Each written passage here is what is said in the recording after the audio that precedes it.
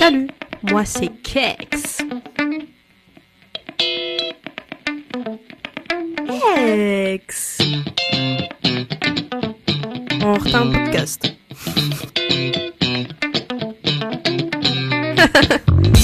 Très drôle. Oh my god.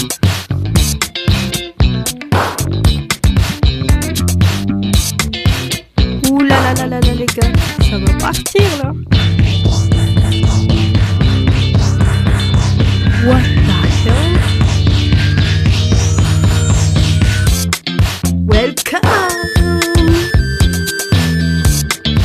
Les Cozy Causes de Kex. J'espère que le générique il est bien. Hein. Bonsoir tout le monde, bienvenue sur mon podcast. Tchadam. Alors, comment allez-vous? Aïe, aïe, aïe, ça fait trop longtemps. J'ai l'impression d'avoir vécu une autre vie entre-temps. Mais bref. Du coup, comment allez-vous? Comment ça se passe votre semaine? On se fait la vie. On se fait la bise. Ouais. On se fait check, tac. Je sais plus. On se fait plein de trucs, mais bref. Je suis trop contente d'être de retour. C'est vrai, je vous ai un peu laissé tomber. Je suis désolée. Sorry. Azafad. Après, il y a quoi d'autre aussi? Il y a quelle langue que je peux dire? Je sais pas dire désolé en espagnol, c'est quoi? Non, on va pas chercher loin. Bref. Ok, en vrai, j'ai pas vraiment d'excuses. Si, j'ai d'excuses, c'est que je devais faire mon mémoire et tout ça, et que je devais aussi finaliser plein de trucs par rapport à mes études. Mais voilà, je suis de retour et je suis très très contente d'être dans vos oreilles, dans vos écouteurs ou d'être sur vos écrans, c'est trop sympa. Ça fait encore... Ah là là, en fait, je suis trop contente là. Ça fait encore plaisir d'avoir des auditeurs, de vous, qu'on discute tous les mercredis soirs. On est bien mercredi. Oui, on est mercredi. Oui, on est bien mercredi. Ça fait tellement plaisir d'être de retour, de vous proposer des nouveaux trucs, de vous montrer plein de choses. Ouah, ça fait tellement du bien. Mais en vrai, à un moment donné, pas à un moment donné, mais quand j'étais absente, la première fois, c'était quand déjà? Je sais plus, c'était il y a 2 semaines ou 3 semaines. Non, je pense qu'ici, c'était il y a un mois. J'avais quelques petits problèmes techniques et après, bah, j'ai eu plein de trucs à faire pour l'école, pour les études et tout ça, pour finaliser, les études. Mais guys, c'est ma dernière année, si Dieu le veut. Amen. En tant qu'étudiante! Oh my god! Je vais entrer dans la vie, mais j'ai déjà été dans la vie professionnelle, mais genre la vraie vie professionnelle, quoi. Qu'est-ce que je vais foutre là-bas? Wesh. Je sais pas, je me pose des questions. Mais bref. Je sais pas vous si vous avez peur, mais moi j'ai grave peur parce que moi j'ai l'impression que j'ai pas assez de connaissances ou de maturité ou même de sagesse, on va dire, par exemple, pour avoir un CDI ou un CDD. Je sais, c'est parce que, par exemple, je regarde mes collègues au boulot, mon manager et tout ça, bah, ils sont super compétents, ils savent quoi dire, ils savent gérer les trucs. Moi, j'ai l'impression encore d'être ce petit bébé, là, qui veut tout le temps être accompagné, qu'on lui dise ce qu'il faut faire et blablabla. Mais en fait, ça me fait peur, la vie d'adulte, ça me fait tellement peur. En fait, quand j'étais petite, j'étais trop impatiente, je me disais, genre, comme je l'ai dit la dernière fois, bah, quand je serai adulte, je serai de perfect woman mon, avec ma voiture décapotable, je serai tout le temps bien coiffée, maquillée, bien habillée, très en forme, super belle, blablabla et tout ça. Mais en vrai, c'est pas ça du tout la vie d'adulte. Oh là là, qui m'a fait rêver de ça là? Je suis un peu déçue. Non, je suis pas déçue. Mais bref, du coup, je parle de vie d'adulte et tout ça. Et en fait, ça, vu que mes études, bah, je termine dans quelques mois, dans quelques semaines même. Et du coup, moi, j'ai super peur. J'ai vraiment super peur. Je me dis, bah, en fait, si tu commences à postuler tout ça dans les CDI, est-ce que tu sens vraiment capable de gérer, l'avenir d'un d'une boîte, d'un groupe, d'une entreprise, vous voyez ce que je veux dire? Et du coup, moi, je me posais plein de questions. Est-ce que tu veux vraiment aller faire le CDI? Est-ce que tu veux pas refaire des études pour au moins avoir un peu plus de bagage, de connaissances? Mais en fait, il faut jamais retarder les choses. Il faut y aller, il faut affronter, il faut se retrousser les manches et bam, je vais être une personne, je vais être une personne adulte, je vais être ah, je suis trop triste, je vais être grande. Oh non, c'est fini les réductions étudiantes. Ah, c'est fini les promotions. Tout ça, c'est fini maintenant. Si tu payes plein tarif. Ah, ça va faire mal au portefeuille. Oh non, j'en peux plus dès qu'on parle de ça, j'ai mal. Mais bref. Bah, c'est parti, hein. C'est parti pour la vie d'adulte. Voilà, c'était la petite parenthèse avant qu'on commence les choses, mais j'espère que je suis pas la seule à ressentir ça, mais en fait, ce sont des trucs qui me stressent tout le temps dès que j'y pense. Et voilà. Si vous êtes pas, si vous êtes aussi dans la même situation, on est ensemble. On va se retrousser les manches et on va affronter les choses. Ok. Du coup, l'épisode d'aujourd'hui, ça parle de l'amie parfaite que j'ai essayé d'être. Oui, j'ai un peu hésité de vous parler de ce sujet parce que ça peut être très très personnel et ça peut aussi paraître un peu fake du point de vue des gens que j'ai fréquenté ou que j'ai côtoyé ou je sais pas. Mais je me suis dit que ça pourrait aussi aider des gens qui sont dans la même situation que moi, qui ont été dans la même situation que moi, mais sans plus attendre. Bienvenue dans l'épisode L'amie parfaite que j'ai essayé d'être. Ok, alors aujourd'hui j'ai envie de parler d'un truc un peu plus personnel, enfin très personnel en vrai, c'est ce que je viens de dire. C'est le genre de sujet que, que forcément t'apportes pas à table ou même en famille ou même avec tes amis, vous voyez ce que je veux dire, c'est un peu gênant et ça peut aussi bah en fait, ça peut changer aussi la façon dont les gens te voient et peut-être, je sais pas, ça peut changer plein de trucs, mais voilà, on est entre nous ici, on va parler de ça et donc je vais y aller. Alors, je vous ai parlé du syndrome, c'est pas vraiment un syndrome, mais d'une situation ou de comment j'étais avant. Mais j'avais toujours ce petit syndrome de vouloir être aimée, vouloir être l'amie parfaite. Et quand je dis parfaite, je parle pas de quelqu'un qui offre de beaux cadeaux ou qui répond toujours aux messages parce que moi, je suis la pire quand vous parlez de cadeaux. Je suis la pire. Je suis capable de t'offrir un, un paquet de mouchoirs parce que je saurais pas quoi t'offrir. Parce que je suis tellement de... En fait, ça, c'est pas dans mes talents. On m'a jamais mis, vous voyez, la traîne là où tu es, où il vous a mis, on rajoute de l'eau et plus la quantité, elle est beaucoup, plus tu as ce truc, du coup, dans ta personnalité ou dans ton truc. Mais moi, je pense que, tu vois, il a même pas mis une goutte sur les cadeaux parce que je suis nulle, tellement nulle à ça. Il y a une pote à moi, je la connais depuis, pas vraiment une pote, mais bah, ma sœur, ma meilleure amie, tout ça. On se connaît depuis l'enfance, on se connaît tout ça et tout ça. Mais qu'est-ce que je suis nulle pour les cadeaux. Vraiment, je suis on the lowest. Like, vraiment, je suis nulle pour les cadeaux. Du coup, euh, j'ai jamais assuré pour les cadeaux. Je sais pas du tout quoi offrir aux gens, en fait. Je sais pas, je suis tellement nulle pour ça. Bref. Mais je pense que mes amis le savent, du coup, je sais pas. Et aussi, répondre aux messages. Oh là là, on peut se parler pendant 3 jours sans arrêt. Et d'un coup, j'oublie de te répondre et je te réponds genre 3 mois après. Ça, c'est vraiment, je sais que c'est pas bien. Mais en fait, je sais pas, j'arrive pas, je suis pas ce genre de personne qui peut garder une discussion, par message. Je suis plus quelqu'un qui aime parler, qui aime parler face à face, qui aime parler devant les gens, qui aime discuter genre à vive voix, quoi. Et j'ai jamais réussi, genre, à parler avec quelqu'un pendant des années par message, parce que je suis vraiment nulle pour ça. Et en fait, je sais pas, j'ai l'impression par message, on voit pas vraiment, hem, l'émotion des gens, la réaction des gens. Certes, il y a les emojis, mais les emojis, ça peut cacher plein de trucs, ouais, ce que je veux dire. Du coup, j'ai jamais été très forte pour les messages. Voilà. Ok, je suis un peu partie un peu loin, mais on revient un peu.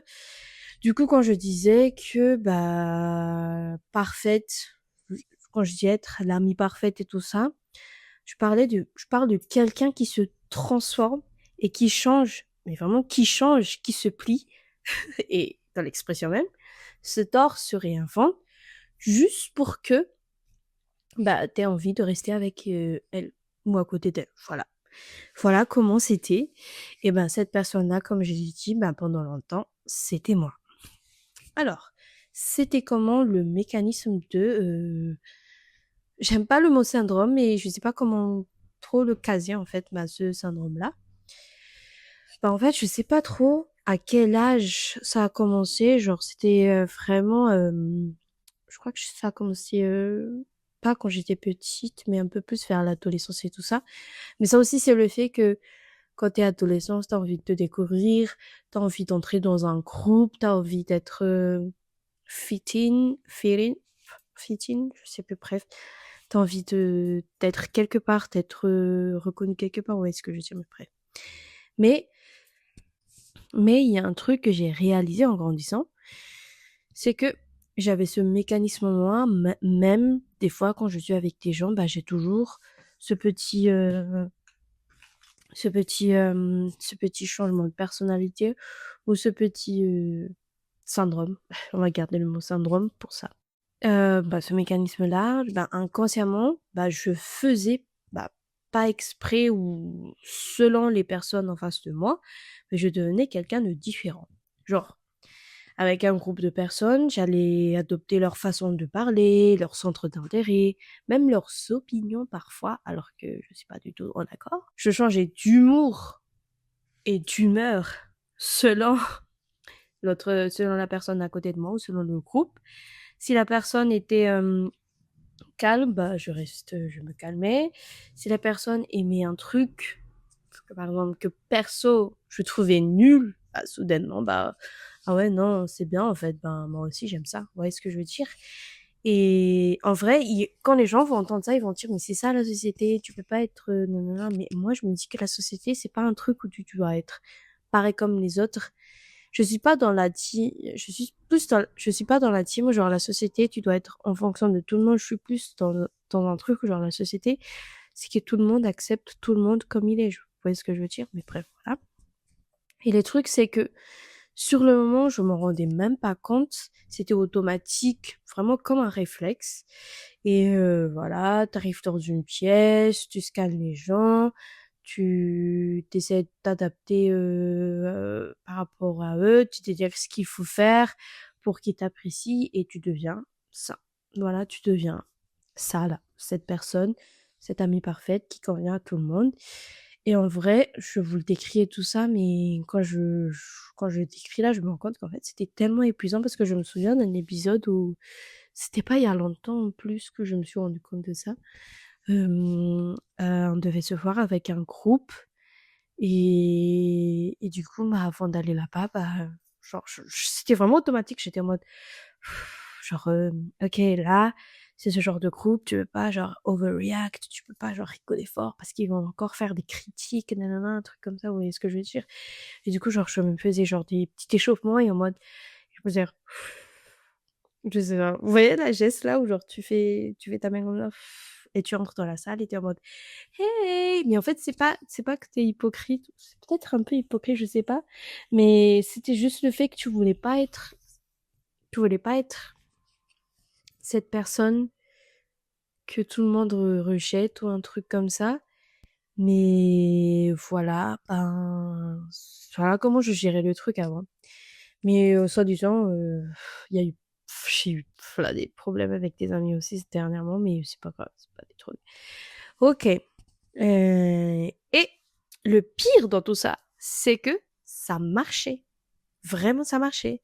Quand je vous dis que je me pliais ou je me tordais un peu, ou je changeais, switchais vraiment de personnalité, ça marchait. Ça marchait avec des gens avec qui je traînais et ils croyaient tous que, bah, en fait, elle est comme nous, nanana, nanana, des trucs comme ça et moi, je suis pas contre le fait que tu t'adaptes un peu au groupe, mais le fait de réinventer, de changer, de carrément switcher de personnalité, moi, je suis pas d'accord avec ça. Mais bah, c'est pour ça qu'on en parle, c'est pour sortir un peu du trauma. Et oui, ça marchait. Les gens m'aimaient bien, j'avais des amis, j'étais intégrée dans des groupes. Je faisais jamais, je faisais jamais des trucs seuls parce que j'avais un groupe et si je faisais un truc, voilà. Mais derrière tout ça, il y avait un truc de fou, un truc que j'arrivais pas à nommer à l'époque. Et je pense que je l'ai dit il y a quelques temps, pas il y a quelques temps, mais il y a quelques minutes. Aujourd'hui, je sais ce que c'est. Ben, c'est la solitude. Voilà. Parce qu'on peut être entouré de plein de gens et se sentir totalement, mais complètement seul quand aucun d'entre eux te connaît vraiment. Ben voilà. En fait, c'est pas toi qu'ils aiment, hein, c'est le personnage que t'as construit ou que t'as créé pour eux. Et voilà. C'est pas toi, c'est elle. C'est ça là qu'ils aiment. Du coup, d'où ça vient tout ça là? D'où ça vient? Et la vraie question qu'on doit se poser, c'est mais pourquoi on fait ça? Vraiment. Même moi, je me pose des questions. Pourquoi je faisais ça en fait? Pourquoi? Bah, je pense que j'ai un peu répondu au début, mais pour moi, c'est quelque chose que j'ai eu vraiment du mal et même vraiment beaucoup de temps à me rendre compte et à identifier aussi bah, la raison de tout ça. Mais je pense que j'ai dit un peu au début. Mais maintenant, je sais ce que c'est et vraiment, c'est la peur. C'est la peur, tout simplement. C'est la peur. La peur d'être rejeté, la peur de pas être assez, la peur que si t'es vraiment toi, est-ce que, genre, les gens t'accepteront? Si tu te montres vraiment comme tu es, est-ce que les gens seront vraiment, genre, apprécier cette personne que tu es, apprécier ce que tu as à offrir et pas forcément ce que tu dois envoyer par rapport à eux, je sais pas comment vous le dire, mais voilà. C'est la peur, voilà, c'est la peur. C'est la peur d'être seul. C'est la peur de la solitude. C'est la peur d'être, d'être jamais dans un groupe. C'est la peur de finir toute seule dans ta vie avec 4000 chats. Bref, je rigole. Mais voilà, c'était vraiment ça. Et il y a cette croyance quelque part qui dit aussi que moi, j'ai entendu ça, je crois, je m'en souviens plus, mais moi, tel que je suis, c'est pas suffisant pour être aimé. Et ça, c'est tellement mauvais, les gens. Faut pas se dire ça parce que en vrai, toi, même si tu fais pas de blagues, tu parles pas trop et que t'es la personne la plus silencieuse, bah, ça, c'est magnifique aussi. C'est vraiment magnifique. Si t'es quelqu'un qui crie fort comme moi, qui rigole fort et qui parle genre H24 sans arrêt, c'est magnifique aussi. C'est très bien. Et si t'es quelqu'un qui aime faire si t'es quelqu'un de sarcastique, qui n'arrête pas de faire des blagues, qui est un peu over the board des fois, c'est très bien aussi, c'est ta personnalité. Mais en fait, se dire un point que moi, tel que je suis, c'est pas suffisant pour être aimé, c'est tellement horrible. Et j'espère que les gens qui m'écoutent, bah, ils sont pas arrivés à ce point-là parce que vraiment, quand je me suis rendu compte, bah, waouh, c'est dur. Alors, peut-être que je rajoute un peu des couches par rapport à ça. Peut-être que c'est pas vraiment ça ou c'est pas vraiment ça la raison pour ça d'entre eux, mais pour moi, c'est ça. Et voilà. Voilà comment c'était pour moi l'amitié avant ou même il y a quelques temps, bah, je me réinvente, je deviens ce dont l'autre a besoin, pas qui je suis vraiment. Voilà. Et ça devient quelque part ça vient de quelque part. Parfois, c'est l'enfance, parfois, c'est une amitié qui a mal tourné parce que tu as été trop toi-même et l'autre est bah, par exemple, est parti. Parfois, c'est juste que tu as grandi dans un environnement où tu as appris que pour être aimé, il fallait mériter cet amour, vous voyez ce que je veux dire? Ça aussi, ça peut être un facteur. Il fallait gagner ta place, quoi. Et quand tu as intégré ça depuis petite, tu grandis avec cette idée que bah, l'amour, c'est conditionnel, que les gens restent. Pas juste parce que les gens restent, pas juste parce que t'existes, ils restent parce que t'es utile, parce que t'es agréable. parce que tu es ce dont ils ont besoin. Alors, tu deviens une experte de la détection, genre, tu deviens genre l'analyseur le data analyst du groupe qui sait comment réagir à cette personne parce que tu sais, nanana. Tu sens que l'autre veut, tu sens ce que l'autre veut et tu le donnes avant même qu'il te demande. C'est un talent en vrai, sauf que c'est un talent qui paye, que tu payes à un prix très fort, c'est de perdre ta personnalité et de ne jamais être toi-même. Et voilà. Parce que oui, tout ça, ça a un coût. Voilà. D'abord, il y a l'identité.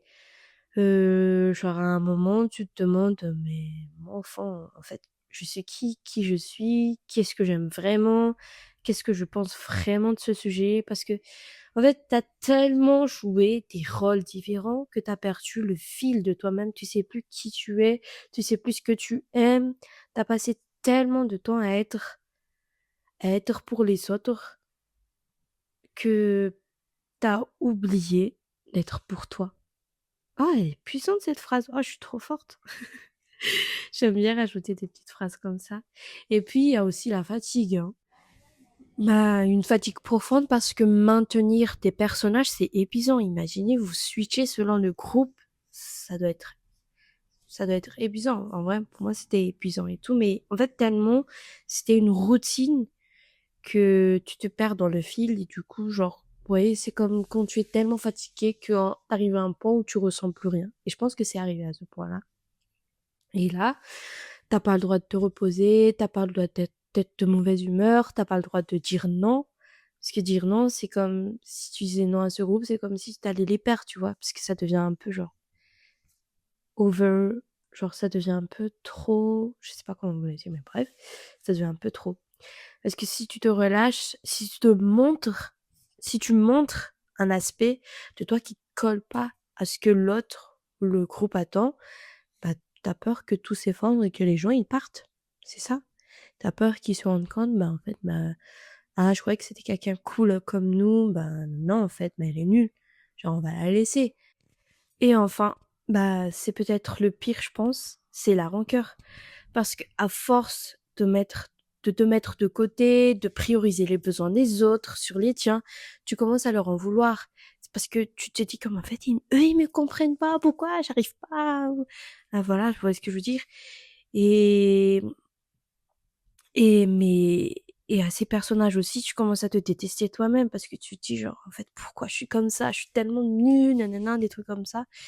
Et je pense qu'il y a aussi la responsabilité de ces personnes qui, par exemple, dès que tu dis non, ils sont en mode, mais pourquoi tu viens pas? T'es nul, nanana, nanana. Ils se posent même pas des questions de pourquoi tu viens pas. Ils agissent directement sur eux, genre, pourquoi t'es nul comme ça, ouais. Ça aussi, ce sont des gens horribles. Et si vous avez ce genre de groupe, j'espère que vous vous rendez vraiment compte des choses et que vous essayerez vraiment de partir et de plus jamais revenir dans ce groupe.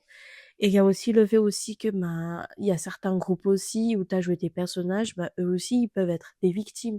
Parce qu'ils savent pas qui tu es vu que tu as tellement joué un personnage devant eux et ils t'ont jamais demandé de faire ça. Vous voyez ce que je veux dire? Il y a certains groupes qui t'ont jamais demandé de faire ça.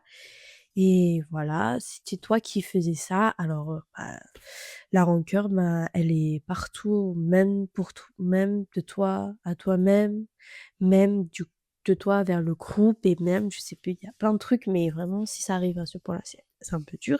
C'est un cercle vicieux et à un moment donné, il faut en sortir, voilà, il faut en sortir. Et moi, mon petit déclic, ce qui a changé, c'est pas vraiment un événement dramatique, c'est pas une rupture ou une trahison.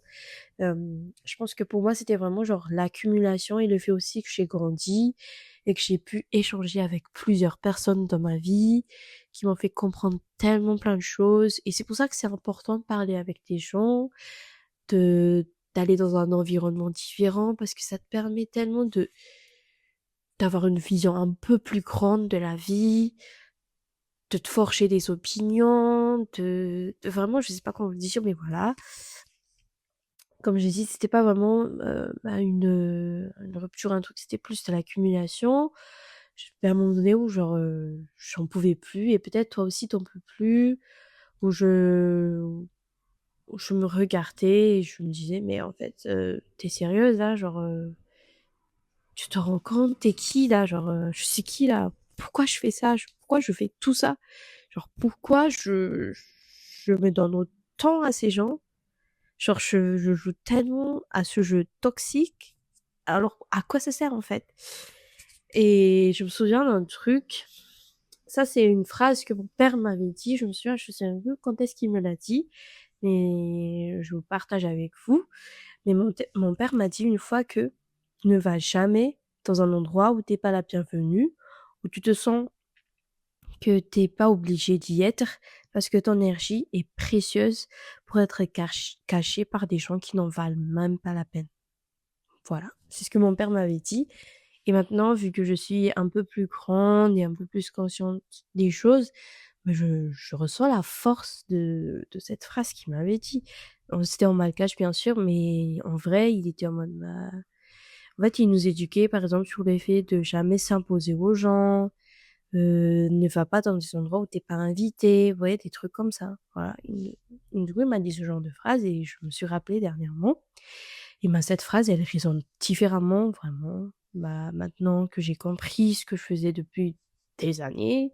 Je gaspillais mon énergie, pas dans des endroits, dans des relations, dans des versions de moi-même que je construisais pour des gens qui, au fond, m'auraient peut-être, je me dis peut-être aimé telle que j'étais ou pas, on sait pas, on saura jamais.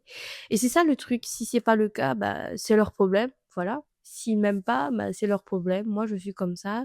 Je vais pas essayer peut-être sur des il y a aussi le fait que si, tu vas en société, il faut aussi que nanana, bref, voilà, on va pas mais si c'est pas le cas, bah, c'est leur problème, pas le mien. Je suis comme ça, j'aime rigoler fort, j'aime parler fort, j'aime j'aime faire des blagues, je sais pas, j'aime plein de trucs, mais voilà. Je sais pas, j'ai déjà passé beaucoup d'années, on a déjà tous passé beaucoup d'années, hem, à toujours vouloir être dans un truc où on n'est pas nous-mêmes et je pense que là, maintenant, c'est le moment. C'est le moment. Aujourd'hui, je suis dans mon ERA, sérieusement. Et quand je dis mon ERA, c'est pas que je suis parfaite ou que j'ai tout réglé. Il y a encore des trucs où j'apprends encore. C'est pour ça que c'est important d'échanger avec des gens. C'est juste que je me connais mieux. Je sais ce que j'aime. Je sais ce que je tolère et ce que je tolère plus. Je sais quand une relation me coûte plus que ce qu'elle me donne. Et surtout, c'est le truc le plus libérateur. Je m'en fous que les gens m'aiment pas. Je veux dire, dans le bon sens du terme, hein, genre, pas dans le sens où j'en ai rien à foutre des gens, j'en ai rien à faire de personne. Je parle plus dans le sens où, si t'as pas envie d'être dans ma vie, t'es pas obligé, la porte elle est là. Et moi, je vais aller mettre mon énergie là où elle est reçue, appréciée et respectée. Voilà, c'est juste ça. C'est pour ça que je dis: «Je m'en fous» parce que je suis dans cette optique-là. Parce que j'ai compris un truc aussi, les gens qui t'aiment vraiment, ceux qui comptent, ils restent parce que t'es ils restent pas parce que t'es parfaite. Ils restent parce que t'es toi et voilà, tu es toi. Avec tes bizarreries, tes défauts, tes journées où t'as pas envie de faire semblant, tes journées silencieuses, tes journées bruyantes, vous voyez ce que je veux dire? Ils restent quand même et ça vaut 1000 fois, quand je dis 1000 fois plus que tous les rôles que j'ai pu jouer quand j'ai vraiment expérimenté ce que c'est que vraiment un groupe sain, un groupe d'amis sains, vraiment. Et la vraie amitié, c'est pas un casino où il faut performer, hein. C'est un endroit où tu peux vraiment poser toutes tes couches et les gens, ils t'acceptent comme tu es. Et vraiment, je suis contente d'avoir trouvé ce groupe. Et voilà, voilà, c'était mon épisode du jour. Un peu plus intime que d'habitude, peut-être, mais je voulais vraiment parler de ça parce que je sais que je suis pas la seule. Je sais. Forcément, il y aura quelqu'un qui m'écoute en ce moment qui ressent la même chose.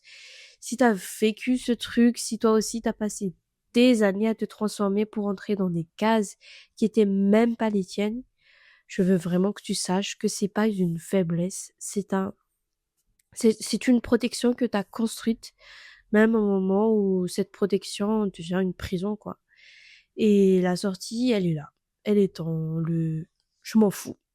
dans le prends-moi tel que je suis ou prends pas la peine. Voilà. Prends-moi tel que je suis ou prends pas la peine. Dans le fait de choisir aussi les gens que tu choisisses. Dans le fait de choisir des gens qui te choisissent, désolé. Vraiment. Et la question que je te laisse cette semaine, c'est dans ta vie en ce moment, est-ce qu'il y a des relations dans lesquelles t'es pas vraiment toi? Et si oui, pourquoi tu y restes? Et voilà, prends soin de toi, à très bien vite. Attends, non. Prends soin de toi, à très vite. On se voit mercredi prochain. J'espère que cet épisode vous aura plu. C'est toujours votre Kex qui vous parle ce mercredi. Et voilà, voilà. Avec Kex, on flex. Prenez soin de vous. Gros bisous.